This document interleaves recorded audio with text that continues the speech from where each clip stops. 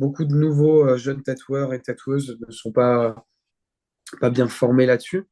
Des fois, c'est le placement. J'ai une cliente, par exemple, qui avait un style un peu pin-up et qui s'était fait faire des cerises sur l'avant-bras, vraiment un motif pin-up un peu trad, qui était complètement raté, déjà en termes de réalisation, mais où le tatoueur n'a pas eu la présence d'esprit de se rendre compte que cette cliente avait un style pin-up, donc des manches souvent trois quarts, et que tout ce qui allait dépasser de ces manches, c'était un dessous de paire de testicules finalement.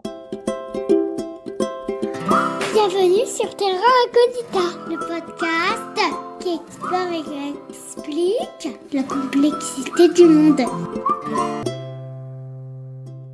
Salut à toutes et à tous. Je suis infiniment heureux de vous accueillir sur ce 5e épisode de Terra Incognita, un podcast dans l'univers de Terra Typique, avec lequel je vous propose de voyager ensemble à la découverte de concepts peu ou mal explorés dans notre paysage médiatique.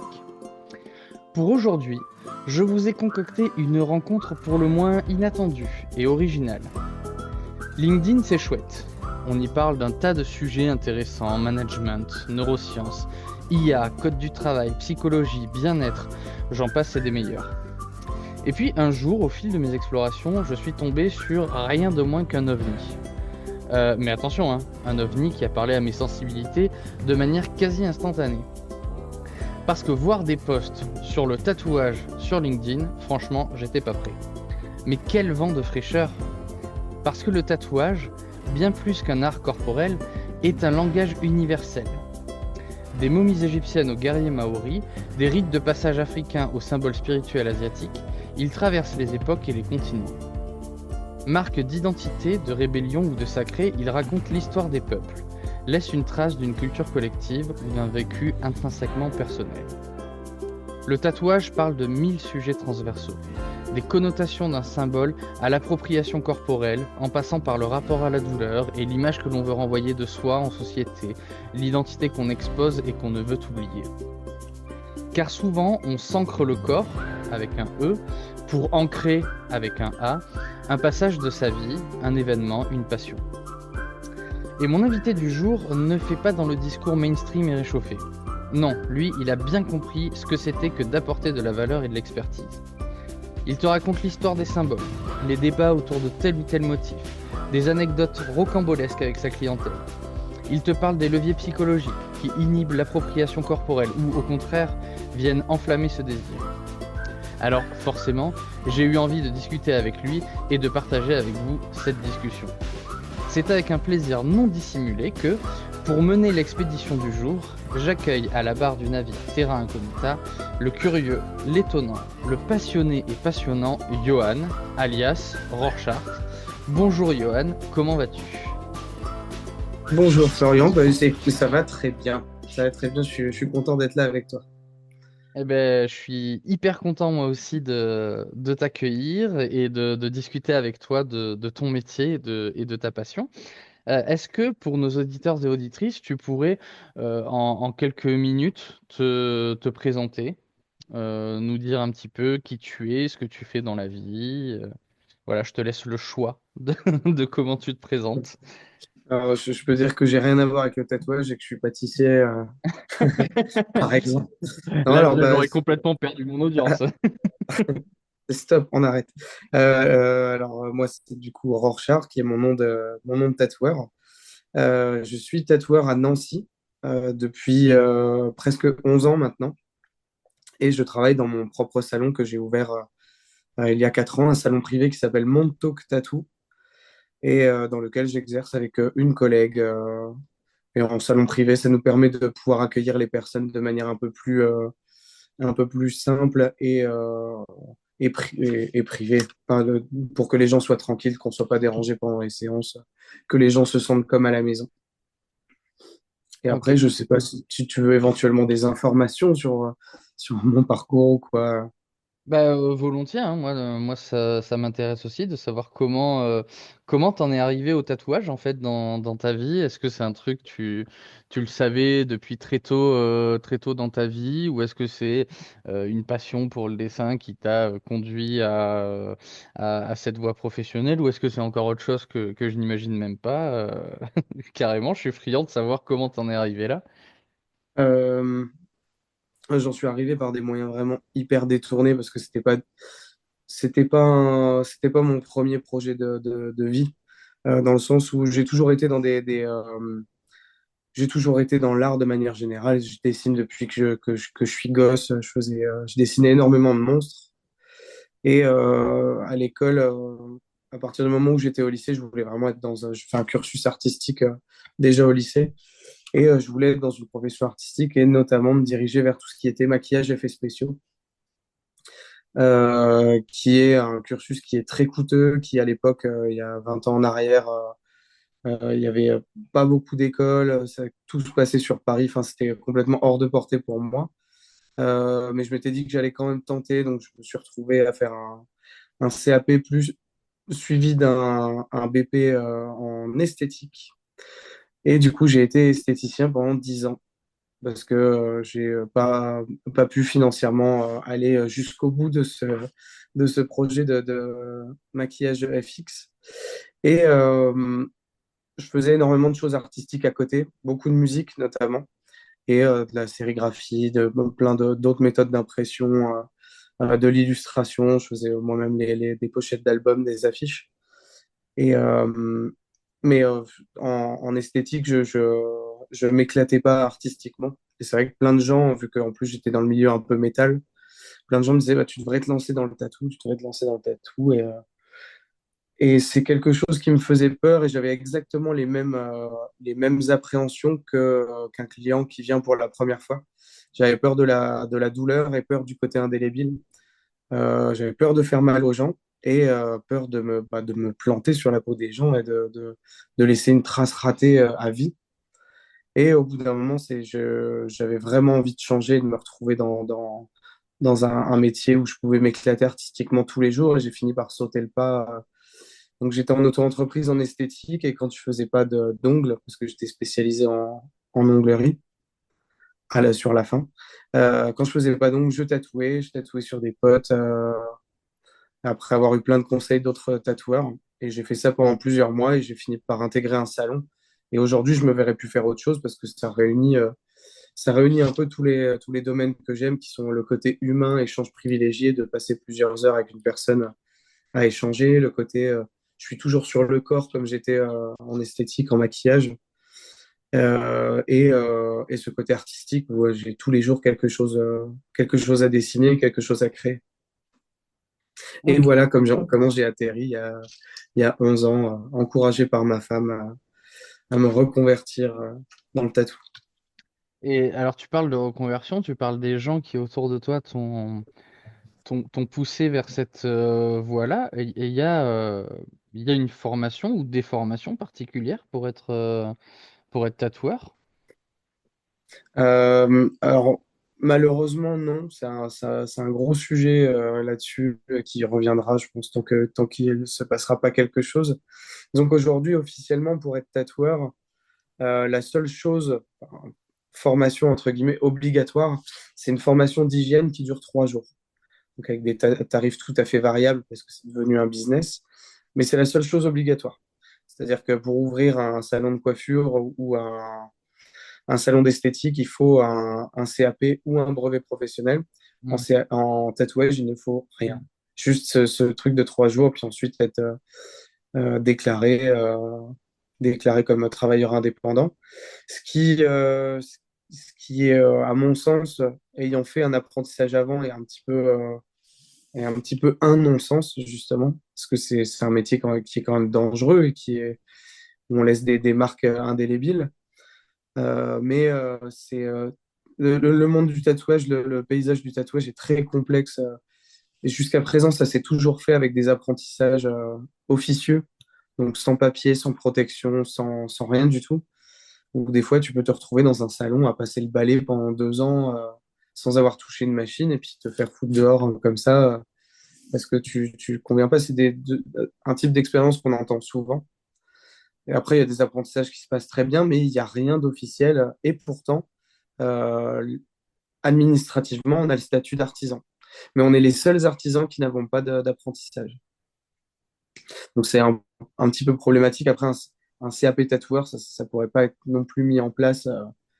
Euh, ça serait vraiment compliqué à mettre en place, mais au moins un diplôme spécifique, parce qu'aujourd'hui, on voit plein de formations, même en ligne, de tatouage, des choses qui sont complètement aberrantes. Étant donné qu'il n'y a aucun encadrement et aucune uniformisation, il se passe vraiment tout et n'importe quoi. Moi, j'ai Hmm. déjà été contacté pour être intervenant sur une formation de tatouage en ligne. Sinon, c'est hors de question que je participe à ça parce que je peux pas former, ça prend des mois à former quelqu'un, je peux pas faire payer quelqu'un pour le former en un mois où derrière il va se lancer tout seul. C'est pas possible. Ouais. Pourquoi tu dis que ça serait impossible de mettre en place un CAP de tatouage, par exemple? Euh, le CAP, on le commence enfin, souvent, même s'il y a beaucoup de reconversions. Moi, je l'ai vu quand j'y étais. C'est quelque chose qu'on commence très tôt, qui amène aussi énormément de personnes sur un marché qui, pour le tatouage, en tout cas, est déjà hyper saturé. Euh, c'est pas comme, par exemple, des CAP dans le bâtiment ou en plomberie, ce genre de choses qui sont en perpétuelle demande, qui sont où il y a toujours du boulot. En tatouage, là, c'est déjà oversaturé. C'est-à-dire que on a vu, nous, tous nos agendas réduire. Moi, quand j'ai commencé il y a 11 ans, à Nancy, on était une trentaine. Là, aujourd'hui, on est plus de 200 pour exactement la même demande. C'est une demande qui n'a pas nécessairement augmenté, contrairement à ce qu'on pourrait croire. Donc, CAP, ça voudrait dire une accessibilité vraiment hyper facile au milieu, qui enverrait beaucoup trop de monde sur le terrain. Ouais. Je pense qu'il faudrait vraiment un cursus pareil, de 1 ou 2 ans, mais qui soit pas réellement un CAP ou un brevet professionnel, mais en tout cas, un cursus qui sécurise la profession, Hmm. qui permette, pas non plus avec un numerus clausus, mais qui sécurise la profession et qui fasse en sorte que des personnes arrivent dans le milieu sans risque de blesser des personnes, parce que c'est un risque dans notre profession. On peut blesser des personnes, on peut causer des maux irréversibles. Et aujourd'hui, il n'y a aucun encadrement. Là, sous mon salon, qui est un salon en deuxième étage, j'ai appris par exemple par mon agence immobilière que le local qui est juste en dessous va être occupé par une tatoueuse qui n'a jamais tatoué. Elle a passé sa formation d'hygiène, elle va s'installer là, légalement, pour tatouer des gens qui vont payer pour qu'elle s'entraîne dessus, en gros. C'est comme ça que ça se passe actuellement. Hmm. Et comment ça se passe niveau assurance du coup? Parce que quand on est entrepreneur individuel, on doit avoir une responsabilité civile pro, Oui. selon l'activité. Tu négocies avec ton assureur et tout ça, machin, pour voir sur quoi tu es couvert. Mais là, comme c'est un métier autour duquel il y a un certain flou administratif et légal, on va dire, comment ça se passe, toi, en tant qu'artisan, pour être sécurisé? Dans ta pratique et dans ta relation avec ta clientèle. En termes notamment d'hygiène et de couverture, Ouais, par exemple. par exemple. Bah, déjà, on a cette formation-là qui nous couvre, enfin, qui nous couvre pas, mais qu'on a dès le départ et qu'on a un certificat à montrer. On est déclaré à l'ARS. On doit avoir, par exemple, un contrat de récupération des déchets médicaux, Mhm. parce qu'on n'a pas le droit nous d'amener nos aiguilles usagées directement dans des centres. Au-delà de ça, moi, le local, même si c'est un local privé, c'est un local commercial avec enfin, les assurances professionnelles qui vont avec. En termes de responsabilité civile professionnelle, ça a été beaucoup plus compliqué parce qu'à l'époque, quand je me suis lancé, on ne pouvait pas en trouver pour nous parce que déjà, moi, je suis arrivé dans une période où on ne savait pas où mettre les tatoueurs, dans quel domaine, et on avait la Chambre des métiers et le RSI à l'époque qui se renvoyaient la balle. oui, non, vous êtes des artisans, vous dépendez de la Chambre des métiers, ou non, vous dépendez du RSI. Personne ne savait, ça a été un enfer pour déclarer l'entreprise. Et à l'époque, on nous disait qu'il nous fallait une responsabilité civile professionnelle qui était celle d'un chirurgien, ce qui était complètement hors de portée financièrement pour nous. Ok. Du coup, ça a été très problématique pendant longtemps. Aujourd'hui, il y a des entreprises spécialisées qui couvrent justement des domaines qui ne sont pas communs. Moi, c'est mon assureur qui, lui, ne couvrait pas ce type de profession, m'a parlé d'une entreprise qui s'appelle Plus Simple et qui couvre des domaines d'activité comme ça, comme le tatouage, le piercing, et où c'est des contrats qui sont l'équivalent de n'importe quelle autre responsabilité civile professionnelle. Mais ça, par contre, je suis pas sûr qu'il y ait beaucoup de tatoueurs qui le savent et qui l'utilisent malheureusement. Parce qu'il y a très peu de communication sur ce genre de choses légalement dans notre profession, vu que c'est hyper flou. Et donc, ce que tu dis là, c'est qu'il y a pas mal de tatoueurs et tatoueuses qui se retrouvent à avoir une RC Pro de chirurgien, c'est ça? Aujourd'hui encore ou... Euh, ah non, je pense qu'à l'époque où c'était... et moi, c'était mon cas quand j'ai commencé, j'en avais pas du tout. Parce que c'était complètement hors de portée pour nous D'accord. financièrement. C'est-à-dire que ça nous aurait pas permis de travailler, en fait. Hmm. C'était les RC Pro pour les chirurgiens. Je sais plus quels étaient les montants exacts, mais c'était hors de portée complètement. Tu m'étonnes. Tu m'étonnes. Donc, des Et c'est choses clair, ça. qui se facilitent. Puis, il y a toujours des business qui se créent autour de tout. Là, ils sont en train aussi, dans le tatouage, de remanier les lois et les règles au niveau de tout ce qui est justement formation d'hygiène, où on va avoir régulièrement, parce que moi je vois encore aujourd'hui sur Instagram, parce qu'il n'y a aucune uniformisation sur les formations d'hygiène. Donc sur plein de stories, de vidéos, je vois des aberrations complètes en termes d'hygiène, des gens qui nettoient le tatou à la fin, main nue, sans gants. Et des gens à qui, parce que j'ai déjà fait des commentaires sur des stories par exemple, toujours super diplomate, et on m'a dit, ah oui, mais on m'a dit à la formation d'hygiène que tant que ça touchait pas directement le tatouage, c'était bon. Je dis, mais pas du tout. Pas du tout. Nous, c'est un des premiers trucs qu'on nous apprend, c'est les principes de contamination croisée, comme dans n'importe quel milieu où tu peux avoir des risques infectieux. Et il n'y a pas d'uniformisation là-dessus. Et du coup, là, ils sont en train de revoir un petit peu pour qu'on ait des mises à jour régulières et qu'on doive repasser régulièrement des formations d'hygiène. Sauf que on sait, nous, d'ores et déjà, que ça va créer un business avec des formations payantes de plus en plus chères. Et ça va être aussi problématique pour nous parce que moi, c'était une des moins chères de France. Par chance, dans les coins de chez moi où j'ai payé à l'époque, c'était 400 euros pour une formation de 3 jours. Mais j'ai déjà entendu des 2 ou 3 000 euros sur des formations exactement du même type. Et Ouais. là, maintenant, ça va devenir un business. Donc, tout est business. Bah, c'est une vraie Tout question, est monétisable. la limite entre, on va dire, la déontologie, la nécessité de formation continue et de mise à jour des connaissances sur certains domaines et le business qui va avec, hein. C'est marrant que tu parles de ça. J'ai vu très récemment là que, il y avait un projet de loi autour du permis de conduire là-dessus, Oui, qui devrait être repassé tous les 15 ans pour les mises à jour sur le code de la route, mais pour vérifier aussi l'état de santé de la personne. Et, euh, et en soi, je peux pas être contre, mais en même temps, je me dis, mais ouais, mais moi, tous les 15 ans, je peux pas me repayer un permis, en fait. ouais, c'est ça. C'est ça.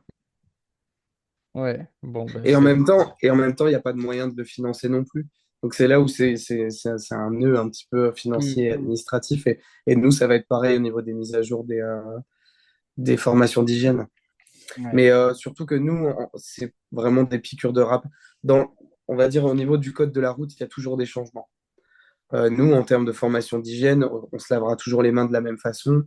Il y aura toujours besoin de porter des gants. Ça va être vraiment juste des piqûres de rappel pour être sûr qu'on n'a pas oublié nos bases. Et Hmm. après, éventuellement, sur certaines législations comme les encres, par exemple. Mais sinon, ce sera plus cher, je pense, mais moins efficace que pour le permis. Ouais, ouais, je vois. Bon, partons sur un sujet un petit peu plus léger. Quand est-ce que tu t'es fait tatouer pour la première fois, toi? Avant ou après avoir imaginé potentiellement ce métier-là? Alors, je me suis fait tatouer bien avant d'imaginer, enfin, quoi, bien avant, c'était que quelques années avant, mais quand même tardivement.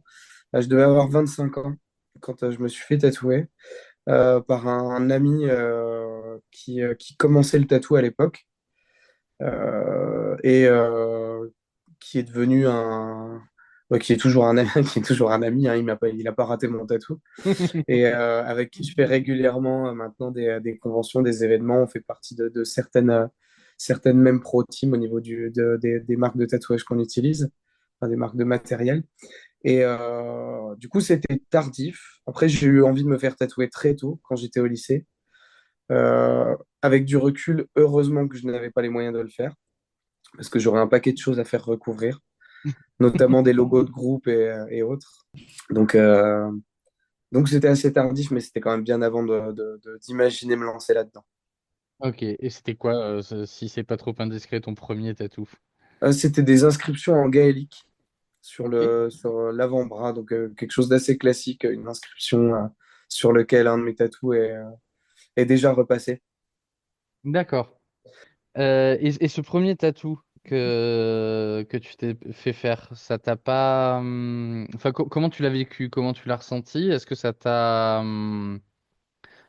euh, est-ce que ça a contribué plus tard, quand tu as décidé d'en faire ton métier, à cette peur de faire mal à la personne Euh, alors j'appréhendais quand même la douleur parce que c'est quelque chose qu'on appréhende toujours en général, qui est plus au final une peur de l'inconnu que de la douleur en elle-même, parce que la réaction est quasiment toujours la même. Quand on pique pour la première fois quelqu'un, la personne se dit: Ah, putain, ça fait ça. C'est vraiment en mode: Putain, ah bon, ça va en fait. Hmm. Bon, sauf si le premier tatou est par exemple sous la plante du pied. Là, on est, on est sur autre chose. Mais sinon, en général, ouais, il y a toujours cette appréhension de la douleur. Donc, j'avais un peu peur à ce moment-là. Après, moi, ma première séance était un petit peu spéciale parce que c'était un ami. À l'époque, je faisais beaucoup de musique. On avait sorti un EP avec mon groupe qui était sorti la veille. On avait fait une soirée pour sortir le CD. Donc, j'ai fait tout ce qu'il fallait pas faire pour un tatou. C'est-à-dire, j'avais bu la veille, on a bu pendant. C'est que des trucs qui sont complètement interdits. Ça m'a permis de voir que c'était pas bien du tout, Hmm. parce que j'ai pas mal saigné pendant la séance. La cicatrisation s'est pas forcément bien passée, et ça m'a fait en tirer des leçons en tout cas. Hmm. Ouais, je vois bien. Moi, la première fois que je me suis fait tatouer, j'avais extrêmement peur de la douleur aussi. Bah, d'autant plus que je suis hyperalgésique, donc c'est-à-dire que j'ai une sensibilité particulièrement décuplée à tout ce qui relève de la douleur. Donc je te raconte pas comment je serrais les fesses la première fois où je suis allé me faire tatouer, en me disant mais ça va faire mal. Enfin, c'est une aiguille, tac tac tac, là comme ça qui rentre, qui sort. Et je suis tombé sur un tatoueur, mais hyper sympa et hyper pro dans sa manière d'être en interaction avec sa clientèle. Et je pense que c'est hyper important dans ce milieu professionnel-là. Euh, Déjà, le mec, il m'a mis confortable, bien comme il fallait, un siège là, hop, tu vois.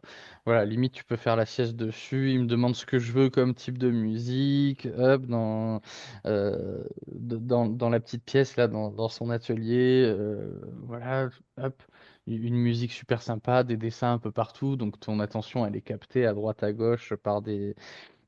Voilà, ça t'évite d'être trop focalisé sur ton stress et ton angoisse.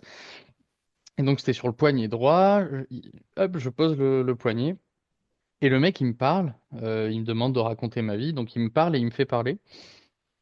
Et au bout d'un moment il me dit bon bah comment ça va? Je lui dis bah, c'est bon, tu peux commencer. Vas-y c'est bon tu peux commencer. Il me dit non mais j'ai déjà commencé.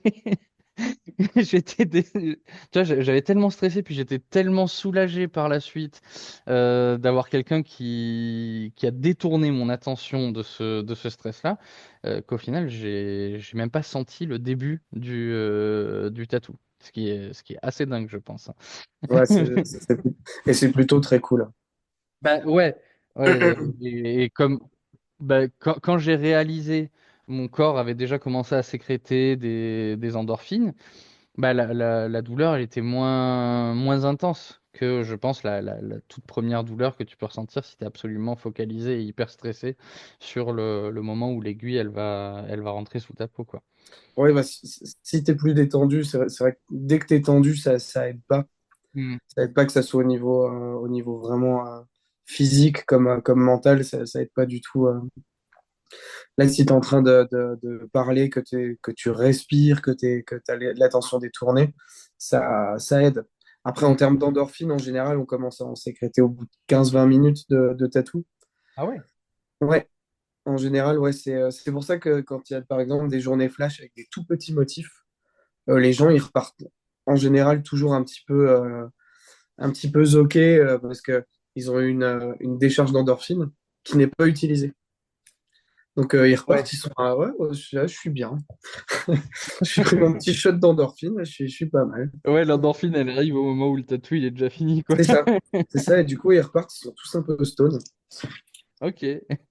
Et est-ce que ça peut expliquer un petit peu la propension, alors je vais pas parler d'addiction au tatouage, mais l'envie d'y revenir, cette sécrétion d'endorphine là?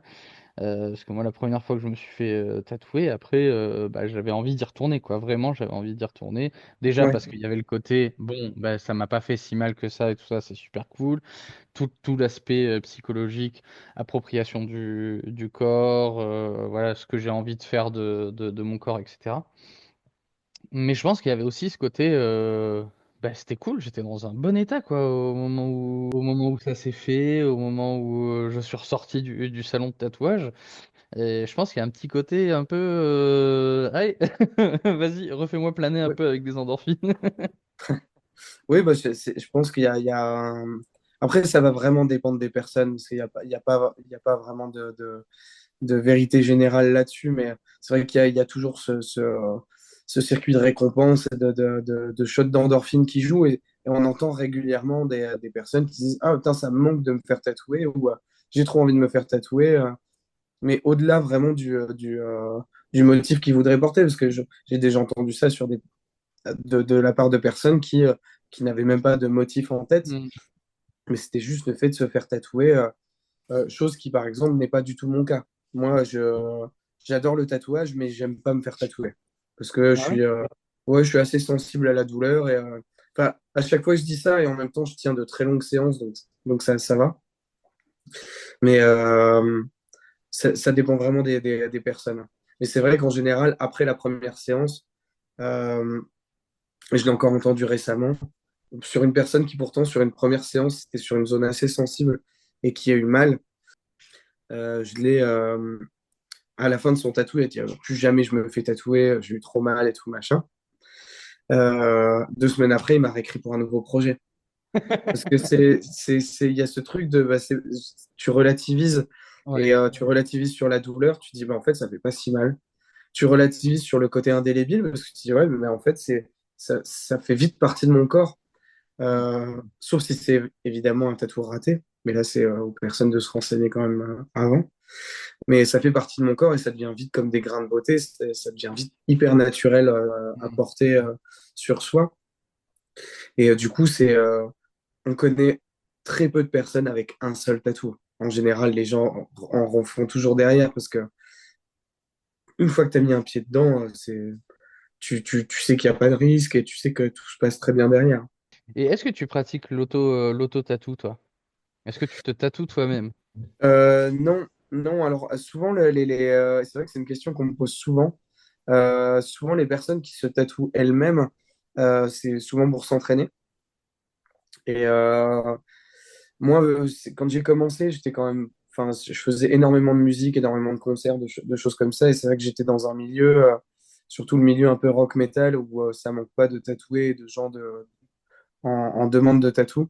Et j'avais assez de potes qui m'ont fait confiance dès le début et à qui, dès que j'ai dit ouais, tatouage gratuit, ils étaient tous chauds de servir de cobaye. Alors, du coup, j'ai pu m'exercer sur toutes ces personnes-là que j'aurais pu moins payer pour m'exercer.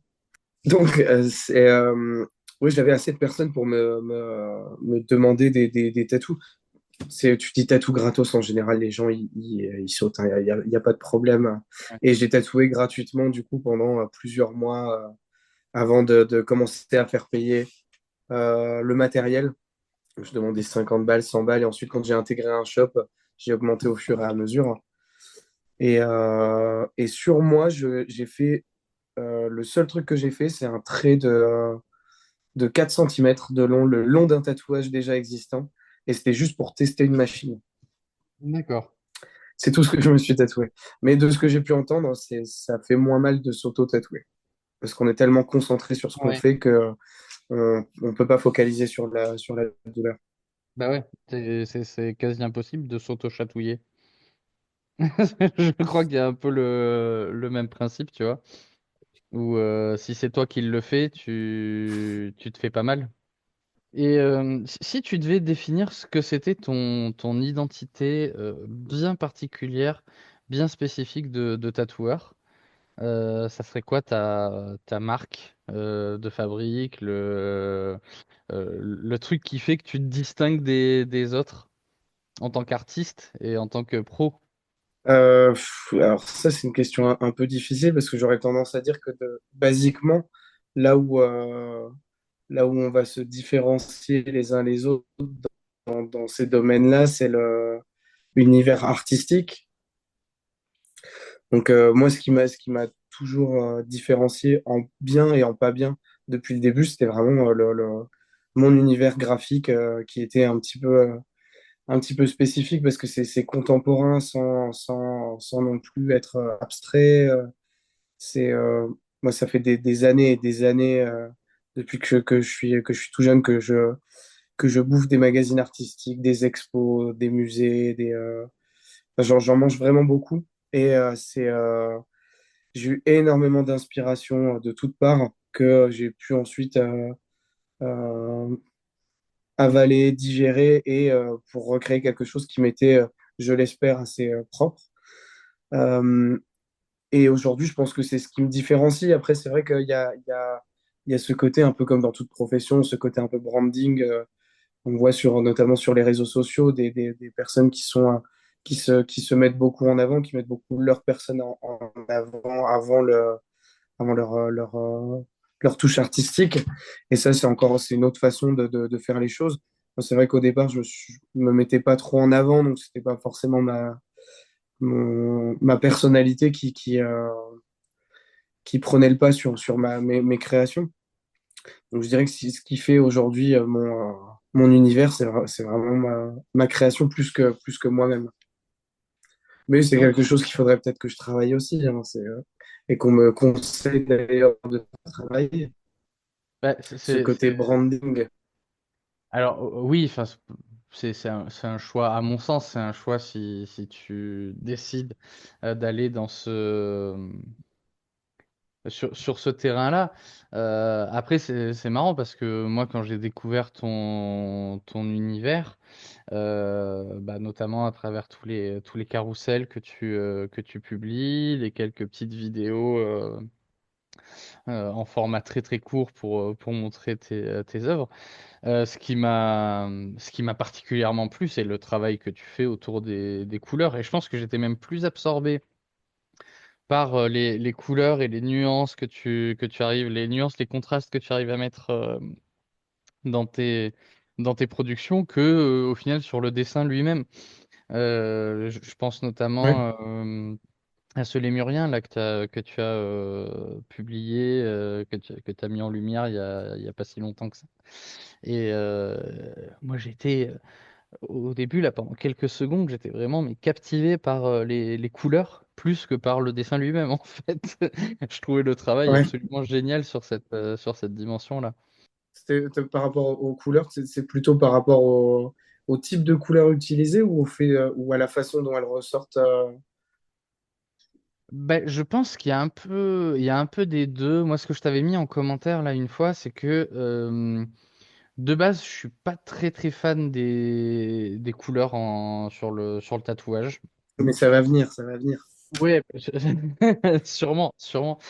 Généralement, quand je vois le travail d'un artiste tatoueur, quand il y a de la couleur, une des premières pensées qui me revient quasi systématiquement, c'est ah, qu'est-ce que ça donnerait en noir, juste en noir, quoi, Ok. ou avec des nuances de noir-gris. Euh, et en fait, c'est pas du tout une question que je me suis posée en regardant tes productions. Je me suis vraiment espanté, comme on dit dans le sud, sur ce travail qu'il y a au niveau des couleurs, le choix, la manière dont ça sert vraiment l'œuvre et le résultat final. Et ce que je te disais aussi, hein, j'en viens même à me dire, mais est-ce que le prochain, il n'y aurait pas un petit peu de couleur, quoi? Bah voilà, ça y est. Et tu me parlais des inspirations, des sources d'inspiration qui ont été les tiennes. Au vu de ce Mhm. qui se passe, ce qui s'est passé très récemment avec OpenAI et les histoires des droits d'auteur sur les studios Ghibli, évidemment, je Mhm. me pose la question, mais dans quelle mesure, comment est-ce que c'est encadré ou pas? Cette question-là des droits d'auteur et de l'inspiration dans les métiers du tatouage. C'est-à-dire que si je viens et que Euh, je te dis j'ai envie d'un tatou qui reprenne cet univers-là, machin et tout, dans quelle mesure toi tu vas accepter ou refuser en fonction de tes valeurs et en fonction du respect des droits d'auteur?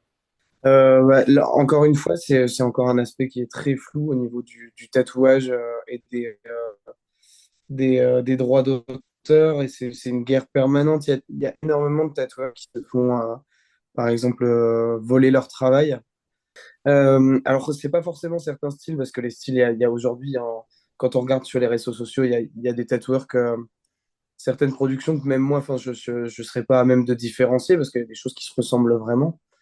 Quand il y a des styles qui sont vraiment très marqués, on peut reconnaître souvent quand c'est une copie de tel ou tel tatou. Et c'est vrai qu'il y a souvent des copies de tatou.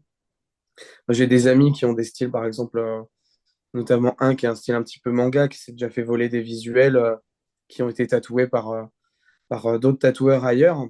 Mais personne ne demande jamais l'autorisation. Et puis, globalement, on peut même pas trop se retourner contre eux. Il y a pas trop de règles là-dessus. C'est un petit peu, il y a un côté un peu sale là-dedans. Après, en soi, moi, me faire voler un motif, ça va comment dire, me faire chier pour la personne qui va porter ce motif-là, que du fait de m'être fait voler un dessin. Même si en soi, c'est tout aussi grave. Mais si par exemple, j'ai fait tatouer un projet personnel d'un ou une cliente qui était une demande personnelle de sa part et que je retrouve ensuite ce même motif sur quelqu'un d'autre, euh, c'est déjà qui a volé le motif? Est-ce que c'est l'autre tatoueur ou la personne qui lui a ramené le motif en disant peut-être que c'était à lui? Mais c'est surtout pour mon ou ma cliente que ça va me déranger parce que je vous dis, elle s'est fait voler son projet personnel. Mm. Donc ça, c'est problématique, mais au-delà, ce qui moi m'embêterait le plus, et c'est vrai qu'à chaque version, par exemple, d'OpenAI qui sort, j'envoie toujours une photo d'un de mes tatous en lui demandant de reproduire, par exemple, un autre animal, vu que je fais pas mal d'animaux, exactement dans mon style.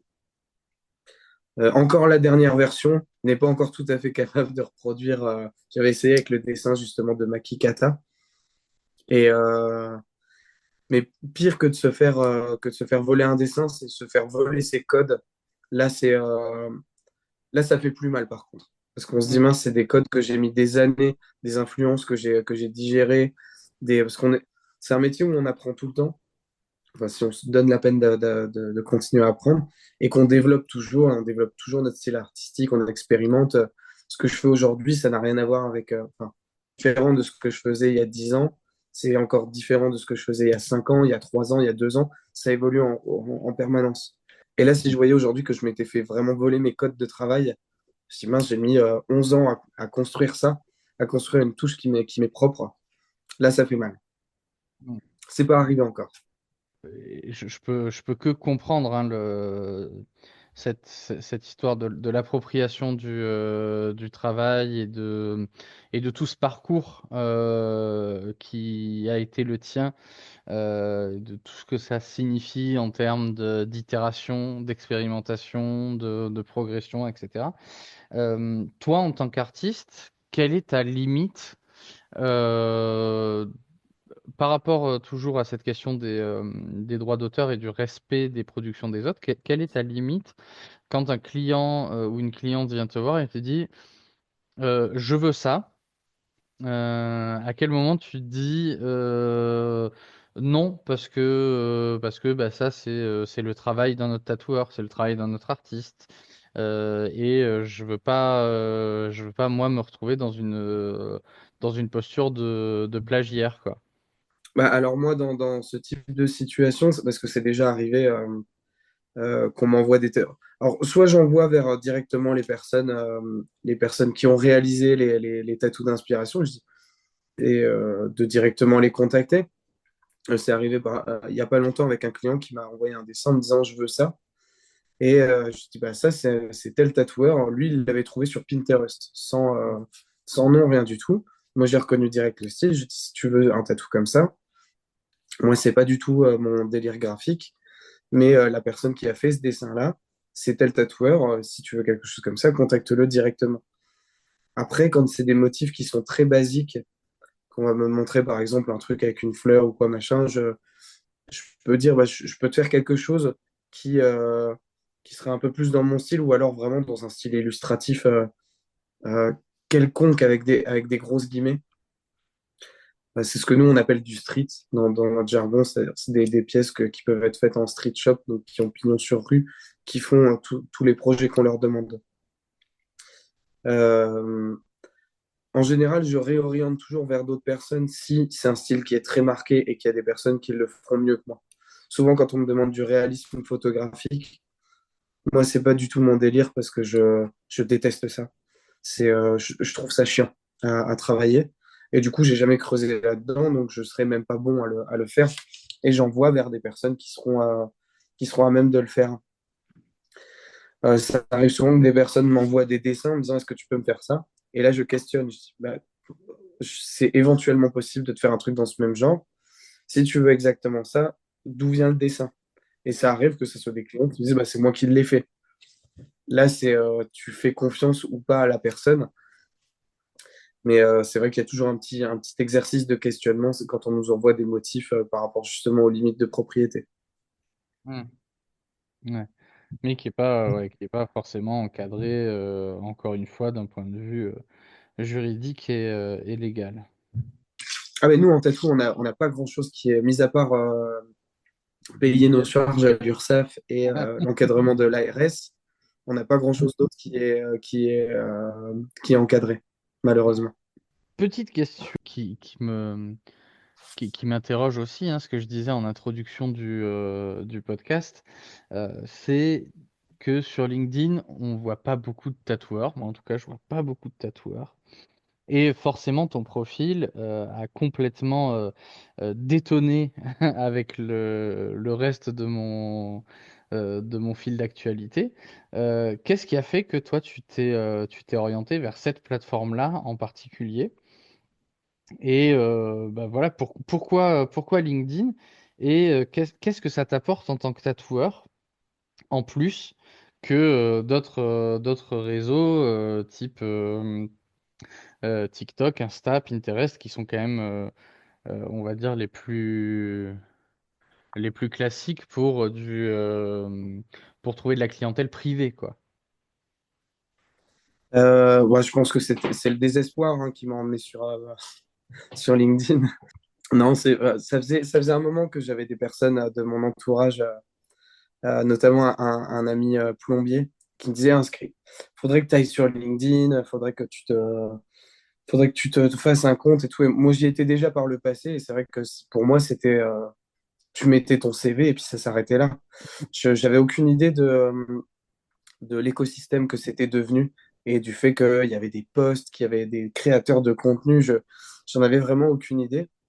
Et du coup, j'ai commencé à me créer un compte, à regarder un peu comment ça se dansait dessus. Parce que en termes de réseaux sociaux, moi, quand je suis arrivé il y a 11 ans, on était en plein boom des pages Facebook et qui étaient hyper efficaces à l'époque. Nous, dans le tatou, on disait qu'on avait une dispo dans les 5 minutes, la dispo était comblée. C'était hyper efficace, on touchait les gens très facilement.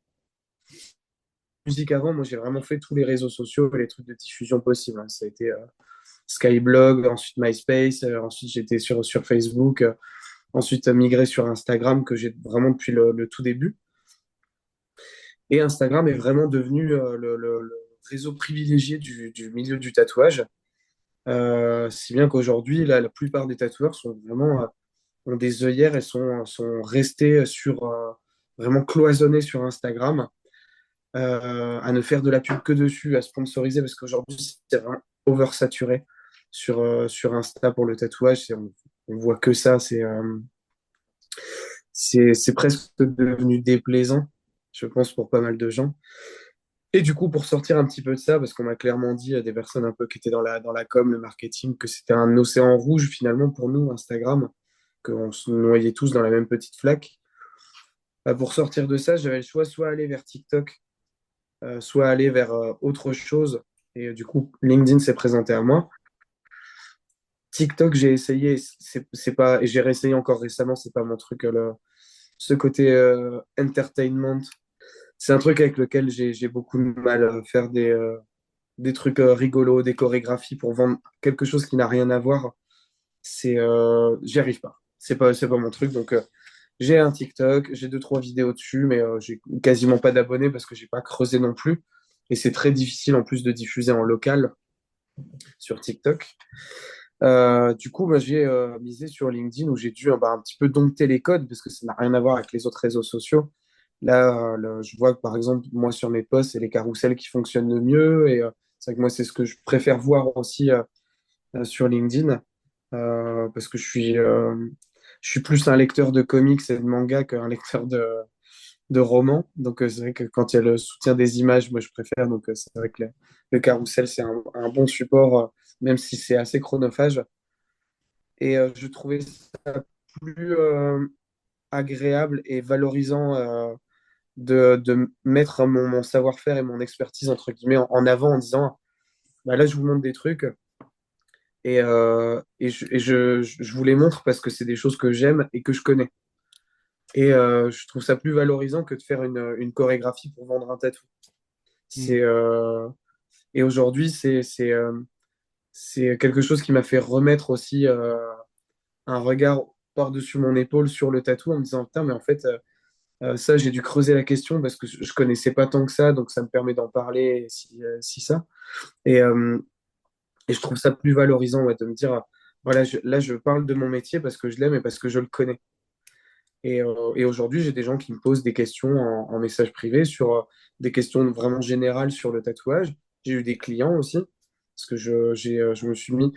Donc, l'avantage aussi de LinkedIn, c'est de pouvoir, moi, ajouter des personnes au niveau Mm. local, de me connecter à des personnes au niveau local. Sur ces personnes qui acceptent les connexions, je leur envoie un message de bienvenue en me présentant. Et j'ai eu des demandes de projets et des clients via LinkedIn, chose que je pensais pas du tout au départ. Et, euh, et c'est vrai que c'est il y a un côté réconfortant aussi de se dire, putain, je suis content, je connais mon métier. Ça fait plaisir chaque semaine de me dire, putain, j'ai posté un truc pour montrer que je connaissais mon métier. Et je trouve ça plutôt, c'est rassurant. C'est vraiment Ouais. rassurant. Il y a un côté valorisation de l'expertise qui est, Ouais. qui est hyper intéressant sur ce réseau.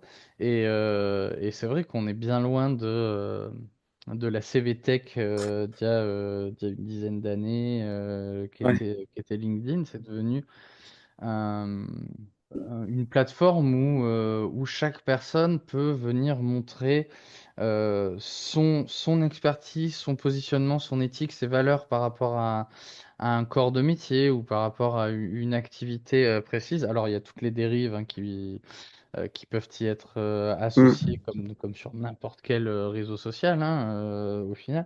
Mais je trouve aussi que ça laisse la porte ouverte à, à des profils hyper originaux et pourtant hyper techniques et professionnels comme le tien et ceux d'autres disciplines professionnelles et ou artistiques. Et pour moi, ça a été vraiment un grand kiff de découvrir un tatoueur sur LinkedIn, mais qui en plus apportait vraiment du contenu hyper intéressant, mais on va dire même sur une dimension un peu méta. C'est-à-dire que ce que j'apprécie particulièrement dans tes posts, c'est que c'est pas juste Ouah, regarde ce que je fais et vas-y si t'as un projet viens chez moi je suis meilleur que les autres ou je suis le seul sur la plateforme tu vois. Euh, il y a vraiment un côté on va parler du fond, on va parler du débat autour de la svastika, comme tu l'as fait la dernière fois. Et moi, je trouve ça hyper intéressant parce que tu allies au final ton métier, ta passion avec toute la transversalité qui est inhérente à ton métier. On va parler de philosophie, on va parler de symbolique, on va parler de politique, on va parler de psychologie. Et toutes ces dimensions-là, en fait, sont des composantes de ton métier. Et c'est en ça Ouais. que tu apportes aussi une vraie Ouais, et c'est valeur. vrai qu'au départ, bah merci. Mais c'est vrai qu'au départ, il y a, pour beaucoup de tatoueurs, on est des passionnés et on a envie de parler de trucs qui sont tout de suite hyper techniques. Oui, alors moi, j'utilise tel type d'aiguille parce que machin ou tel truc. Et il a fallu vraiment que je remette, pareil, encore une fois, un regard au-dessus de mon épaule et que je questionne mes clients réels au salon pour dire, mais et surtout les clients qui venaient pour la première fois, parce que j'ai énormément de premiers tatous, leur dire de prendre en compte leurs questions en disant, mais qu'est-ce que vous avez vraiment envie de savoir en fait? C'est quoi les questions de base? Et c'est vrai que les questions moi, qui reviennent souvent dans ce qu'on me demande quand les personnes viennent pour un premier tatou, c'est quoi la demande la plus bizarre que tu aies eue? C'est quoi l'endroit qui fait le plus mal? Et c'est des questions que tout le monde est à même de se poser, plus que quel type de machine j'utilise. Mm. Donc ça va s'adresser à un public plus technique qui est vraiment dans mon secteur. Et là, vu que sur LinkedIn, comme on me l'a dit, c'est un océan bleu pour moi, parce qu'effectivement, j'ai vu pas mal de tatoueurs dessus, mais quasiment personne ne poste. Et personne ne poste avec le langage de LinkedIn que j'ai essayé d'apprivoiser le mieux possible, justement avec ce type de post hyper storytelling, les carousels, où au final, tu es obligé de te casser un peu plus la tête que juste mettre, comme sur Instagram, une photo avec des hashtags en dessous. Là, comme Facebook, où ça va être des photos et un texte un petit peu plus humoristique parce que le public n'est pas le même non plus. Et LinkedIn, cette approche, ouais, il a fallu trouver un petit peu cette approche de ce qui pouvait intéresser des gens qui potentiellement n'y connaissaient absolument rien. Mm. Et ça t'est déjà arrivé en projet tatou d'avoir une personne qui soit mais complètement tiraillée entre l'envie de se faire tatouer et des peurs ou des blocages qui l'empêchent de faire ce premier pas et de devoir avoir une posture très rassurante et accompagnante. On est toujours de toute façon obligé d'avoir une posture hyper rassurante. Euh, alors, tous les tatoueuses, tatoueurs ne l'ont pas forcément. Euh, mais c'est vrai que moi, je vois vraiment ça comme un échange déjà humain. C'est pour ça que on voit de temps en temps, notamment dans les médias, des tatoueurs qui tatouent avec casque sur les oreilles, pas d'échange, rien du tout. Moi, c'est quelque chose que je peux pas faire. Il faut vraiment que je puisse avoir, à partir du moment où je vais rentrer passer à travers la peau de quelqu'un, il faut qu'on puisse échanger quand même quelques informations et quelques. Moi, j'aime bien savoir ce que les gens font dans la vie, mais je force pas non plus. Il y a des personnes qui sont plus réceptives. Et c'est un peu, là, on a euh, un côté vraiment social et un côté un petit peu vente aussi, euh, et que j'ai appris moi quand j'étais en esthétique, c'est-à-dire qu'on va devoir vraiment s'adapter à la personne et en fonction des personnes que je vais avoir en face de moi, je vais toujours interagir moi comme si c'était moi, mais de manière différente. Il y a des personnes qui ont besoin d'être vraiment poussées, à qui il faut parler presque comme des enfants. Euh, D'autres qui ont vraiment besoin d'être rassurés, d'autres avec qui où tu sens que des petites blagues et ça va les rassurer, faire un peu d'humour, les tacler un peu. Et c'est vraiment à nous de s'adapter aux personnalités des gens et on essaie de les rassurer le plus possible. Euh, Après, de tous de toute ma carrière entre guillemets de tatoueur, j'ai eu une fois une personne qui a vraiment changé d'avis à la dernière minute. Euh, on le vit un petit peu comme un échec, mais en même temps, on n'y peut rien. Et c'est une personne qui voulait un tatouage et elle est allée vraiment jusqu'à la pose du stencil. Donc, on a vraiment posé le stencil sur elle, donc le papier en carbone. Elle regardait dans le miroir, elle était non, je peux pas, je peux pas. Et elle a eu en fait vraiment une crise d'angoisse à ce moment-là en se disant je peux pas passer le pas. Et nous, à ce moment-là, notre boulot, c'est pas d'essayer de la rassurer pour qu'elle le fasse, mais plutôt de la conforter sur ce qu'elle estime être bien comme choix pour elle. Mm, Et à ce mm. moment-là, elle te dis, bah, écoute, si tu ne te sens pas prête, c'est pas grave, c'est peut-être pas le jour, tu le feras peut-être dans le futur. Si tu ne le sens pas aujourd'hui, tu vas passer une mauvaise expérience si on le fait. Donc, c'est pas grave. Puis, c'est une personne qui n'est pas revenue après. C'est une personne qui n'est pas revenue après faire ce motif-là parce que je pense qu'elle avait un blocage tel qui l'empêchait totalement de se faire tatouer. Mais ça, après, c'est différent en fonction de chaque personne. C'est à nous de capter un petit peu la personnalité de chacun et de les rassurer. J'ai déjà eu des gens qui tombaient tout le temps dans les vapes aussi, ça arrive, par stress. Et c'est à nous de gérer et de les rassurer comme on peut. Et c'est quoi les blocages les plus fréquents que tu rencontres dans le domaine du tatouage? Le blocage, Le ou les ouais. blocages les plus fréquents, tu vois, moi je pense notamment à ma maman qui va écouter cet épisode. Donc, coucou maman, je te fais un bisou. Qui n'a jamais réussi à comprendre comment chacun de nous trois dans la fratrie, on avait pu vouloir se faire tatouer, qui n'avait pas à se projeter, elle, sur euh, une appropriation différente de son corps via un motif graphique implanté sous sa peau. Je sais qu'il y a des gens pour qui c'est hyper bloquant parce que le tatouage a une dimension de ségrégation. Je pense notamment aux descendants de personnes qui ont été déportées pendant la Seconde Guerre mondiale et où les déportés étaient tatoués avec un numéro, limite un code barre, tu vois. Et je pense qu'il y a pas mal de blocages quand même qui existent. C'est lequel ou lesquels que tu rencontres le plus fréquemment, selon toi? Euh, alors, les blocages, alors moi, je peux répondre éventuellement de manière assez générale, mais c'est vrai que le blocage, on va dire, le plus fréquent inhérent au tatouage, ça va être ce côté ce côté marque-mal. C'est-à-dire le tatouage, c'est un truc de loupard, de drogué, parce qu'il y a eu pendant longtemps cette image de prisonnier, de marin un petit peu frivole, entre guillemets. Et moi-même, par exemple, mon arrière-grand-père qui s'est retrouvé en prison pendant la Seconde Guerre était recouvert de tatous, qui s'est fait faire en prison parce qu'il était persuadé qu'il allait mourir, en fait, qu'il allait mourir. Il était emprisonné par les Allemands.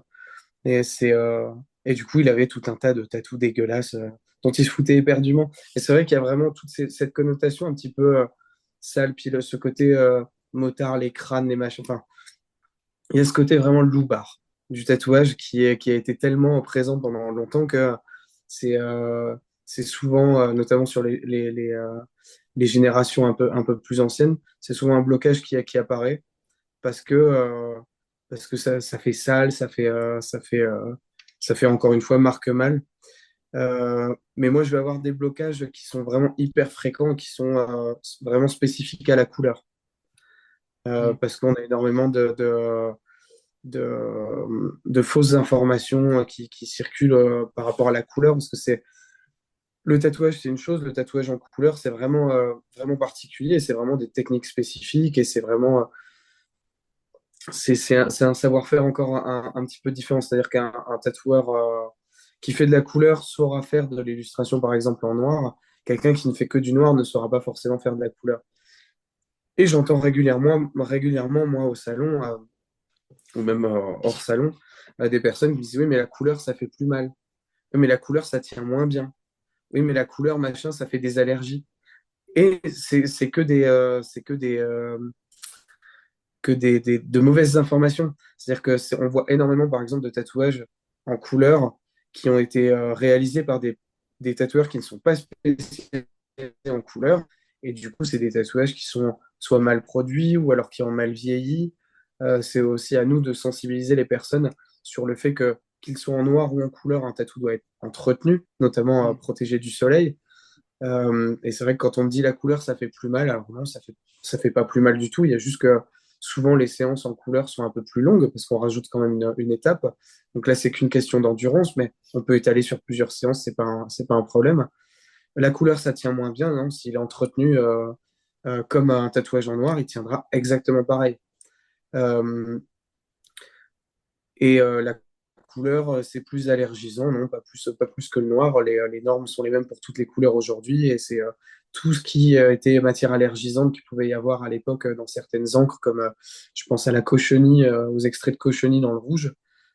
C'est des éléments qui ont été supprimés et qui ont fait que, mis à part des cas hyper isolés, parce que c'est les allergies vraiment à certains pigments sont hyper rares, il y a très peu de cas même dans le monde de manière générale. Euh, Mis à part vraiment des cas isolés, ça n'arrive jamais. Donc, il y a pas, on entend souvent des craintes par rapport à la couleur, mais il n'y a pas à en avoir plus qu'avec du tatouage en noir. Donc, moi, c'est les blocages les plus fréquents, vu que nous, on est vraiment, même à Nancy, positionné comme spécialiste de la couleur avec ma collègue. C'est vrai que c'est plus ces blocages-là qu'on va retrouver Mm. dans notre bout. Ouais, qui sont vraiment liés à votre spécificité commerciale en quelque sorte, Ouais. quoi. Mm. Ok, je vois. Alors c'est marrant parce que tu parles de ça, la croyance que la couleur ça fait plus mal. Et moi je pense que c'est personnellement quelque chose qui contribue à mon petit blocage sur la couleur, tu Ouais. vois, parce que il y a une dizaine d'années de ça, j'en parlais avec un tatoueur, là, celui qui me faisait l'épaule, et qui me disait, ouais, mais la couleur, pour que ça tienne bien, faut aller plus profond. Forcément, on appuie plus et ça fait plus mal. Il avait Et pas envie de faire de couleur, quoi. ouais, je pense, tu vois, avec le recul, je viens à me dire, ouais, en fait, c'était un espèce de biais de congruence pour confirmer qu'il préférait faire juste du tatouage en noir et puis voilà, quoi. Oui, bah ça, c'est un truc, je pense, qu'on va retrouver dans pas mal de professions qui tient un petit peu finalement de la mauvaise foi dans le sens où c'est pour justifier peut-être un manque de savoir-faire ou je sais pas, va diffuser de fausses informations. Euh, la couleur, là, au moment où je vais par exemple te faire un aplat de couleur, on va dire, je sais pas, orange, tu vas ressentir une douleur qui serait exactement la même si j'étais en train de te faire un aplat de noir. Il n'y a vraiment aucune différence. Il n'y a vraiment que cette question d'endurance parce que les séances peuvent potentiellement, parce que ce n'est pas toujours le cas, être plus longues que sur du noir.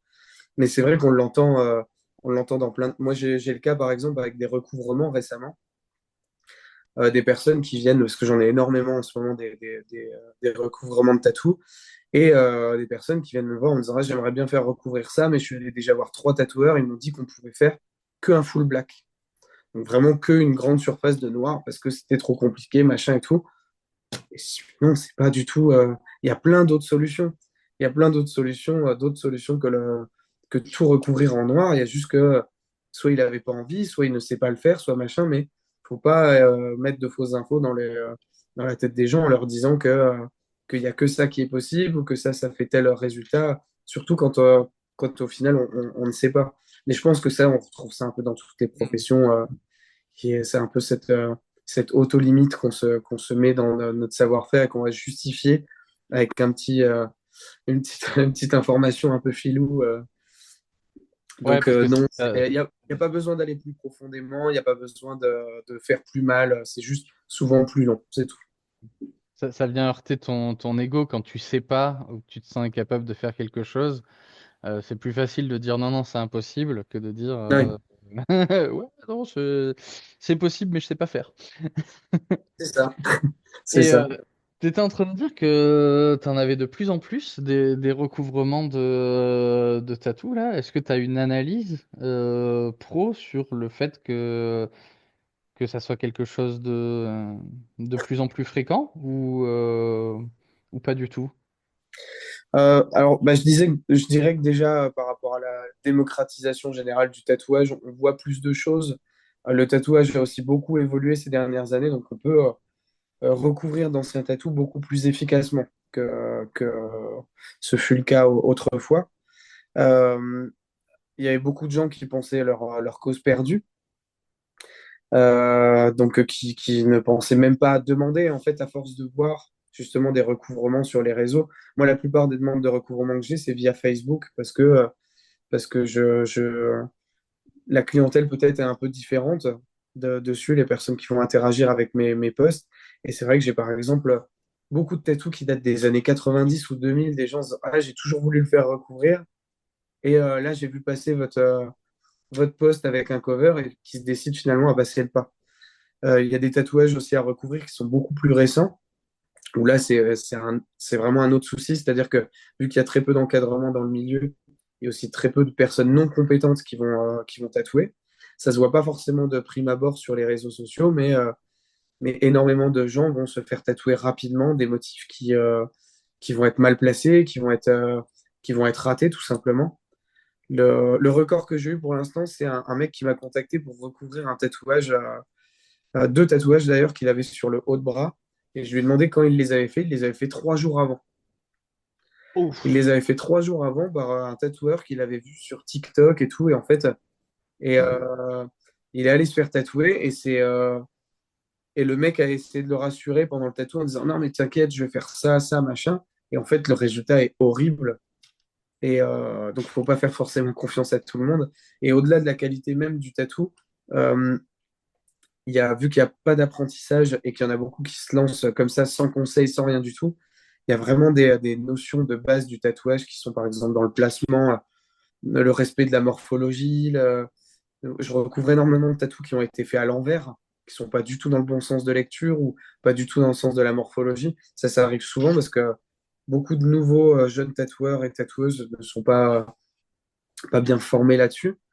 Des fois, c'est le placement. J'ai une cliente, par exemple, qui avait un style un peu pin-up et qui s'était fait faire des cerises sur l'avant-bras, vraiment un motif pin-up un peu trad, qui était complètement raté déjà en termes de réalisation, mais où le tatoueur n'a pas eu la présence d'esprit de se rendre compte que cette cliente avait un style pin-up, donc des manches souvent 3/4, et que tout ce qui allait dépasser de ces manches, c'était un dessous de paire de testicules finalement. Ouais. Et c'est ce que tout le monde lui disait. Il dit, ah, mais t'as quoi qui dépasse de la manche? Et elle en a eu marre. Il a fallu le modifier, vraiment repasser ça. Et c'est plein de choses comme ça, d'erreurs, souvent de placement, pour les tatouages récents qu'on a à recouvrir ou à modifier. Et il y a aussi beaucoup de tatous à reprendre. Là, je fais énormément de rafraîchissement. Les gens pensent que ça peut éventuellement nous saouler de faire ça, mais ça fait partie de notre métier, plus le côté artisan qu'artiste, mais ça fait partie de notre métier de pouvoir dire, oui, ton tatou, on peut le retaper, refaire les couleurs, refaire quelque chose de bien, le modifier, lui donner une autre direction artistique. Ça fait partie aussi de notre mission, entre guillemets. Mm.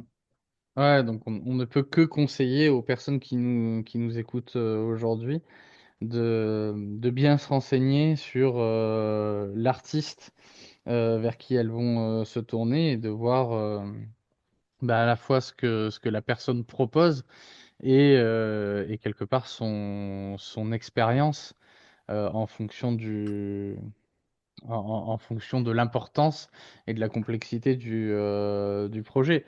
Après, je l'entends aussi, l'argent, c'est le nerf de la guerre, et c'est vrai que peut-être, comme tu le disais, toi, dans ton parcours, hein, tes prix ont augmenté au fil du temps, au fur et à mesure que tu as gagné en expérience et en savoir-faire.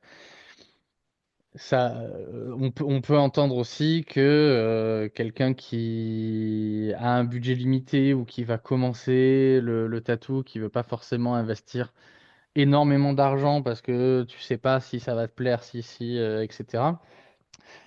Tu puisses avoir tendance à aller vers un artiste tatoueur moins expérimenté et de fait potentiellement moins cher, quoi. Oui, et puis après, souvent, on reconnaît ce type de requêtes, nous, quand on les a. Il y a certains messages, on capte que c'est un message qui a été envoyé à tous les salons et la personne va choisir vraiment au moins cher. C'est pas pour autant qu'on va s'aligner vraiment vers le plus bas que bas, parce que nous, on pratique vraiment les tarifs qui sont les plus justes. Euh, et on essaie vraiment de s'adapter au projet de chacun. Mais c'est vrai que nous, par exemple, par rapport à quelqu'un qui a une page Instagram, mais qui n'est pas déclaré, parce que personne va surveiller ce genre de choses, et va proposer des tatouages, le même tatou, entre grosses guillemets, le même tatou, à 50 balles, alors que nous, on va le proposer à 100, euh, ce qu'on va estimer comme étant le prix de base. La personne va souvent s'orienter. Et des fois, on a régulièrement les personnes qui reviennent ensuite vers nous en disant, ouais, machin, j'ai fait une connerie, j'ai mon truc à rattraper ou à recouvrir, parce qu'on ne sait jamais sur quoi on tombe. Mais il y a des profils de tatoueurs qui sont très trompeurs, même de manière générale la vraie vie. Moi, j'ai déjà vu notamment une à Rouen, qui a fermé depuis, mais une boutique vraiment d'un tatoueur où en vitrine, il avait des photos de tatous qui n'étaient pas les siens. C'était des photos, nous, on a reconnu dans les photos qui étaient dans sa vitrine, des photos de tatouages que des potes avaient réalisés, qui étaient sur Google, que machin. Donc, il faut vraiment faire attention, faut vraiment être vigilant. Et il y a des choses sur lesquelles il faut faire aucun compromis quand on veut vraiment la patte d'un artiste, c'est le budget, même s'il y a de gros débats là-dessus, la distance et la douleur. La douleur dans le sens où si quelqu'un, ce que j'entends souvent, ah, j'aimerais bien le faire sur les côtes, mais j'ai trop peur d'avoir mal, je vais le faire ailleurs. Si tu le veux sur les côtes, on pourra le faire éventuellement en plusieurs séances, mais fais-le sur les côtes parce que c'est là que tu le veux. Donc, si ça se trouve, tu vas pas avoir mal, on n'en sait rien. Et si tu as mal, on fera en plusieurs séances et c'est pas un problème. Mais c'est des choses sur lesquelles il ne faut pas faire de compromis. Et le tarif en fait partie, même s'il y a de gros débats, même entre nous, dans le milieu du tatouage, parce qu'au final, chacun fixe ses tarifs de manière complètement arbitraire. Moi, en 10 ans, j'ai réussi à ne jamais augmenter mes tarifs, parce qu'au fur et à mesure du temps, j'ai réussi à obtenir, moi, des sponsorings par différentes marques, que ce soit d'encre, d'aiguilles, de machines. Donc, il y a une grosse partie de mon matériel aujourd'hui qui m'est offert. Et donc, j'ai pas augmenté mes tarifs. Et ce qui est plutôt cool pour les clients. Mais c'est aussi un piège parce que beaucoup de gens pensent, vu que je suis pas mal suivi sur les réseaux sociaux, pensent que bah, du coup, je suis cher ou que j'ai plein d'attentes. Et si tout le monde se dit ça, à la fin, moi, j'ai plus de boulot.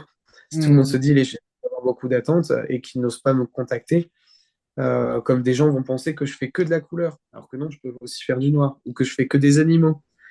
En fait, il suffit, des fois, on va se mettre des blocages tout seul. Il suffit de demander parce que ça coûte rien d'envoyer un message. Il suffit de demander.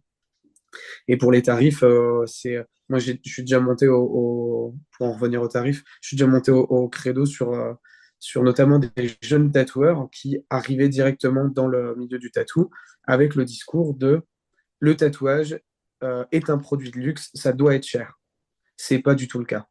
C'est chacun va mettre un peu une valeur sur sa production artistique. Ça, c'est libre à chacun.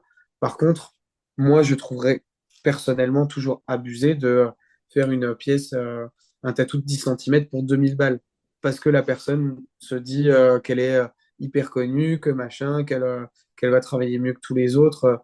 Il y a en règle générale, en France, la moyenne du prix du tatouage, c'est environ, c'est vraiment une grosse moyenne, environ 100 euros de l'heure avec toutes les charges, les machins, enfin l'URSSAF, c'est pour tous les indépendants, par exemple, qui pourraient écouter le podcast, savent que c'est pas 100 euros qui vont aller dans notre poche. Hmm. Donc c'est environ 100 euros de l'heure, c'est une moyenne en France. Il va y avoir des gens à 150, il va y avoir il y a un peu de tout. En dessous, en général, il y a un côté un peu louche.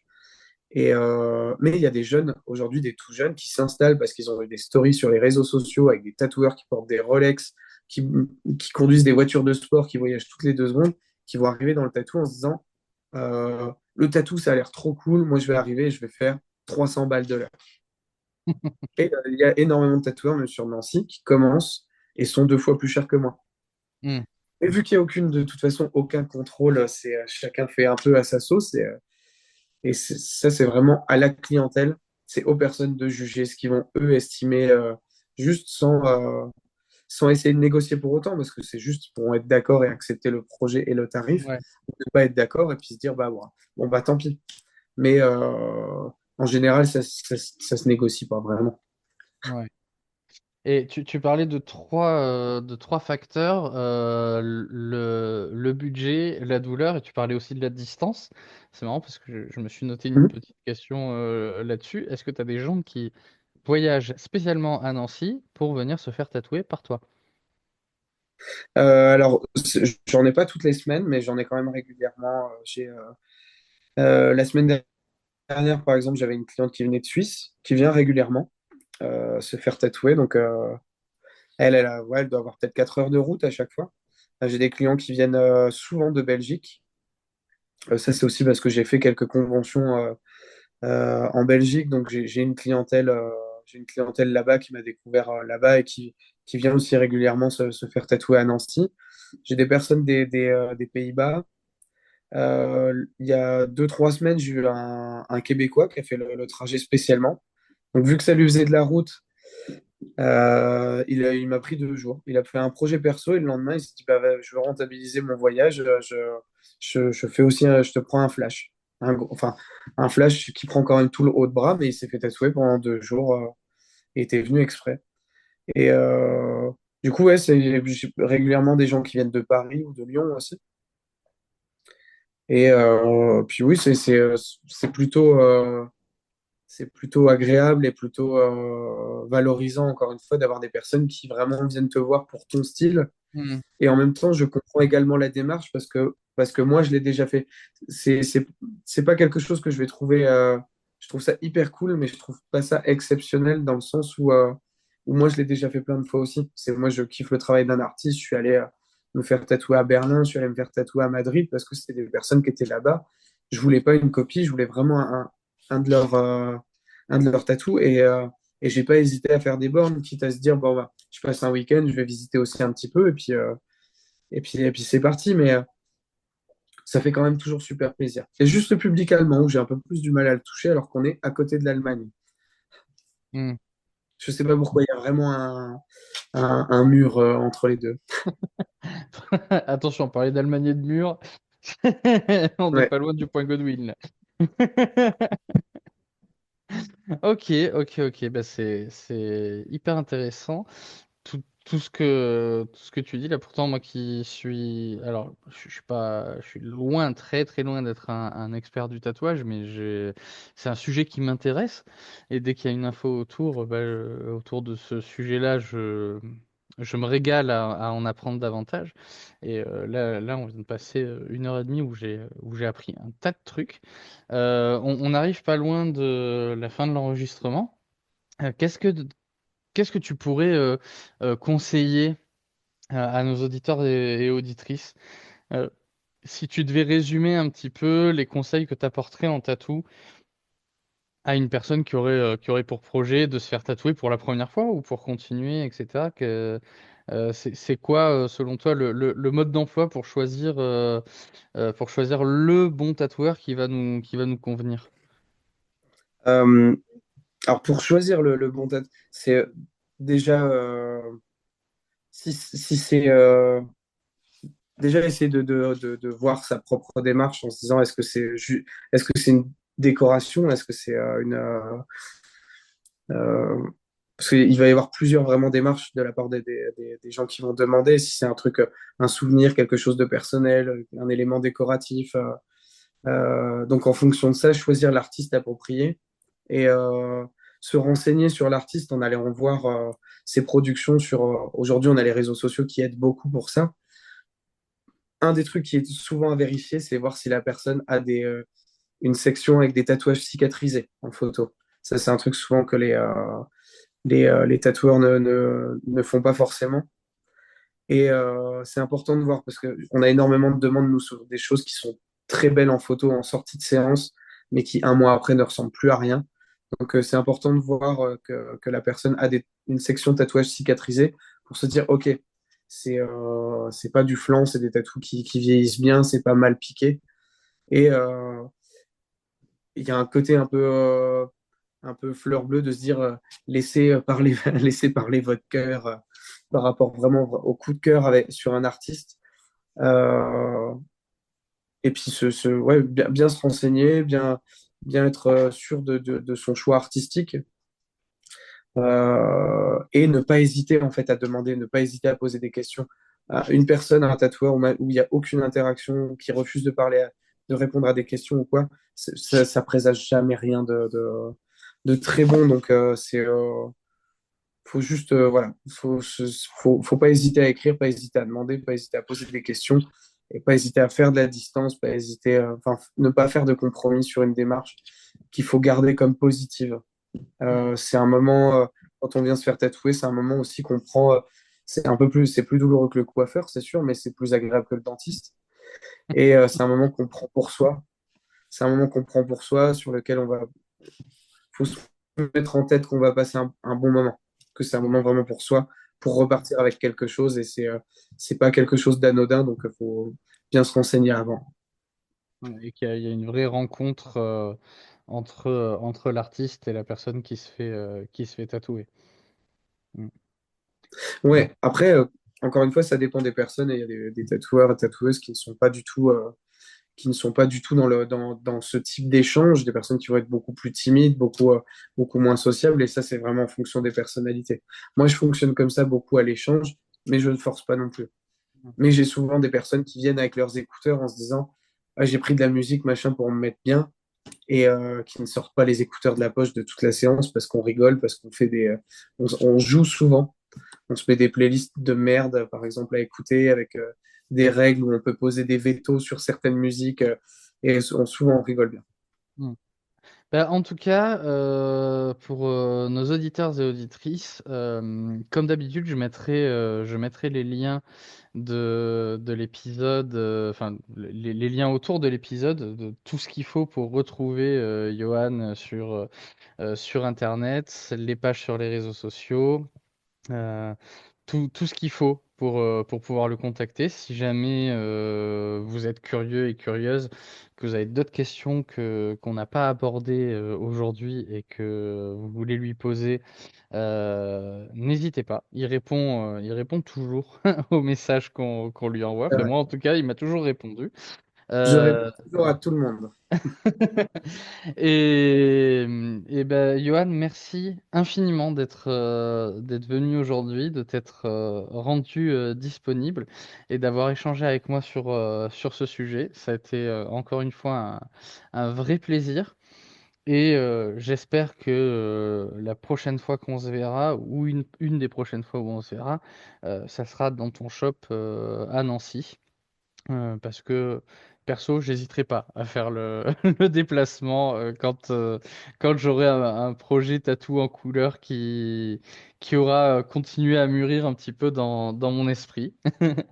Merci infiniment d'être venu.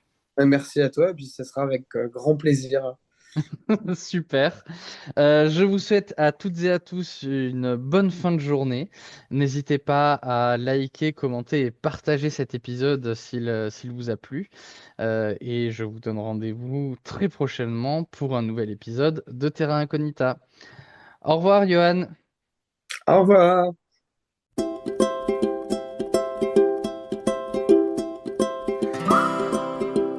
Terra Incognita, c'est fini pour aujourd'hui.